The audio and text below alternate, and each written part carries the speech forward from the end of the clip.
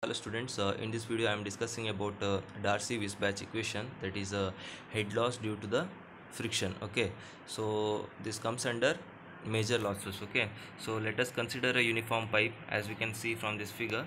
Okay, uh, the pressure intensity, uh, velocity head and datum head is equals to Bernoulli's equation, right? So Bernoulli's equation is P1 by rho g, that is a P1 by W, plus V1 square by 2g plus Z1, which is equals to P2 by rho g plus V2 square by 2g plus Z2 plus HF. Okay, here HF comes, that is HF means the head loss due to the friction. Okay, now since the area is same, the velocity can be change, right? So cancelling the velocity head, that is P1 by rho g, uh, the remaining thing is P1 by rho g plus Z1, which is equals to P2 by rho g plus Z2, right? So both the sections are at same height, right? So Z1 is equals to Z2, so Z1 and Z2 get cancelled, so remaining thing is P1 by rho g plus which is equals to P2 by rho g plus HF, right?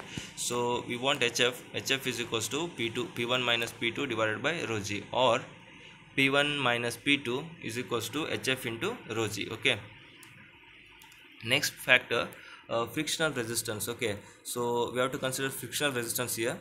Frictional resistance is equals to the frictional resistance per unit wetted area per unit velocity into wetted area into velocity the square. Okay, so frictional resistance can be written as a F1 is equals to F dash into F dash is a frictional resistance per unit wetted area per unit velocity. Okay, that is F dash, and the wetted area is pi into d into L, and the velocity the square is v square. Okay, so F1 is equals to F dash into pi into d into L into v square. Okay, so here F1 is equals to F dash as it is. Here pi d is there, right? Pi d is a perimeter. Okay, so P is equals to pi into d, so substitute P in the place of pi d. So F1 is equals to F dash into P into L as it is into V square as it is. Okay, so F1 becomes F dash into P into L into V square. Okay, so applying the next we are applying the equilibrium condition.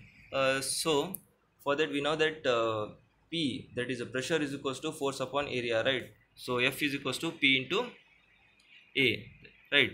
So force is equals to pressure into area. So here consider this pipe. Okay, here two forces are pressure forces are there, right? That is one is a P1 and second one is P2.